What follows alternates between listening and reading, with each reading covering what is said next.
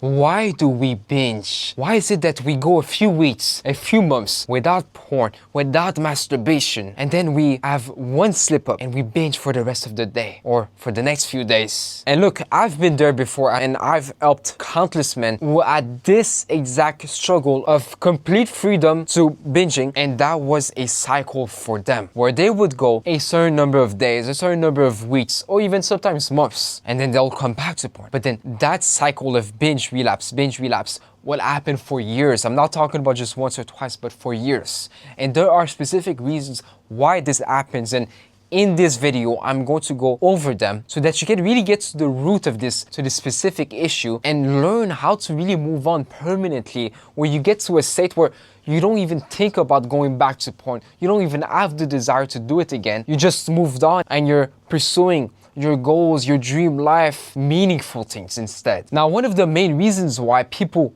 binge is because they have a all or nothing mindset, a dichotomous style of thinking, or what we call a black and white thinking style. It's either they're in or they're completely out. And the issue here is not even porn itself. It's not even masturbation. Believe it or not. It's actually NoFap. NoFap has told you that quitting porn is about streaks. It's about a certain number of days. That if you just watch porn once, the progress doesn't matter anymore. It's all erased. You start back at square zero. They also told you that one of the most important things in life is to be completely free from porn, to have the longest streak possible, because the longer you streak, the more benefits you'll gain, the more your life will overall be successful in different areas of your life. So we put so much importance on quitting porn, and we also have an all or nothing mindset when it comes to this. This is a very dangerous combination, because now you're saying this is so important, but if I just messed up once, then it's all over. So guess what happens when you PMO? Well, it's all over, and this was so important.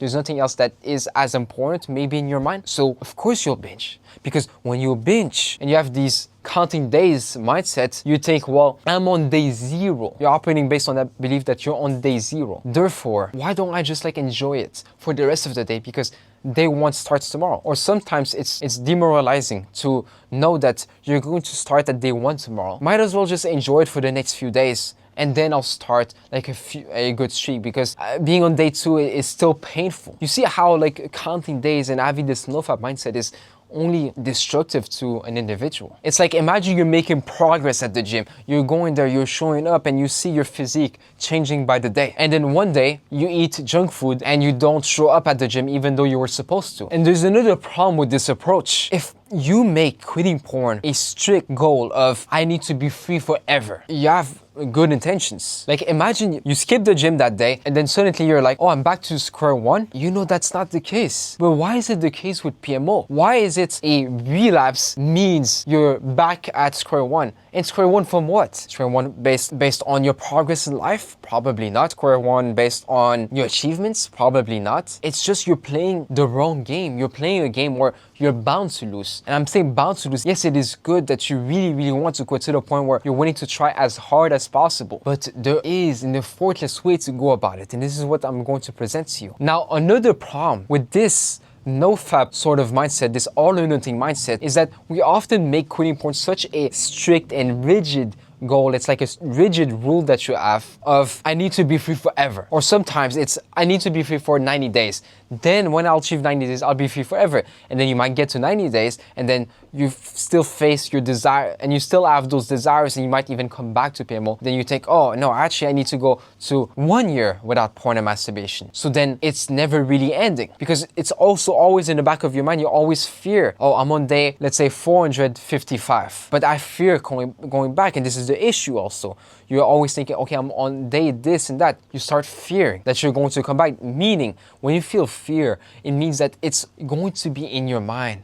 It's going to be something you constantly worry about. How can you move on from something? How can you be free of something if you're always worried about that thing? By definition, you're not free if you're always worried about that. The guy on day 15 that is not worried anymore, and it doesn't fear porn and masturbation, is actually way more free. And the likelihood that it actually stays free for longer, permanently, is much higher, as he will move on and start maybe new goals and maybe live his life and do different things, whilst the other guy is worried too much and he's spending too much time thinking about, what if I relapse? What if I go back? Oh, I need to fight my desires today, and so on. And anyways, when you say, my goal is to be free from porn forever, when will that happen? What is the criteria that needs to be met in order for you to be free forever? Is it that you need to have zero thoughts about it? You need to have zero desires? You see how like the goal is so strict that you make it almost impossible to achieve? Not saying that permanent freedom is impossible, that's not the case, but to really make it your focus, to make you becoming permanently free, your goal sometimes is also so far out, you think it's going to take so much time that you don't see it happening anytime soon. Therefore, you're not going to have that open optimism, and therefore you're not going to probably want to continue whenever you're faced with the desire. And again, going back to the all or nothing mindset, if you just slip up once, which is completely natural, completely normal with any behaviors we leave behind, we go back to it as, yes, we have the intention, we want to quit forever, but we were used to those behaviors, we were used to the smoking, we were used to the junk food, so we do it a few more times and then we leave it. I'm not saying that you need to go and watch porn again. No, I'm saying that if it does happen, interpret it as, this is just me making a mistake. Let me repent. Let me move on with my day. Let me not panic about this. Why would I panic about this? I wanted to do it. Now I realize that maybe it's not worth it. Let me focus on other things that are important to me. Let me not do it again. And then you have the intention. And even if you're going back to it a few more times, you'll see that at one point you'll do it less and less, to a point where now you're just not, you don't even care about it, as you're more focused and you care much more about other important parts of your life. Because if you say your goal is to be free forever and you really make it the goal to reach, to achieve, what if you just slip up once? That means that you'll probably interpret that as evidence that maybe you'll never ever even become free. And all that to say, permanent freedom can be effortless if you go about it the right way. The first thing you want to do is you want to change your objective. Instead of having like strict, rigid rules, like never watch porn ever for the rest of my life, which is again possible. I'm not implying that this is hard or impossible, not at all. But rather, when you change strict, rigid rules for more flexible guidelines, you're like, I'm going to quit porn. My intention is to quit this forever, so I'm going to do my best when it comes to avoiding it. You know what? If I go back to it, if I do it again because I'm bored or for whatever reason, then I'll just repent and move on with my life, and eventually I'll be free forever. Or maybe you can make your goal to not make it a streak, but rather let me do it as less as I can. If I can, zero. If I do it once this month, 29 days, which I haven't done it. So that's good. Therefore, you're going to feel more hopeful. You're going to feel better about this. You're going to feel more confident, and then permanent freedom, because you don't feel that shame, because you don't think I failed, therefore I'm going to fail again. It's going to be much easier. It's going to be natural to you. You'll start experiencing life without porn, and you'll see objectively, this is much better. Why do I even need to do it once a month? Let me just completely cut it off. Let me get used to it. And everything becomes easier as you also think more rationally rather than emotionally. And let me give you this example. Imagine that your goal is to stop swearing because recently you realize that swearing is bad for you.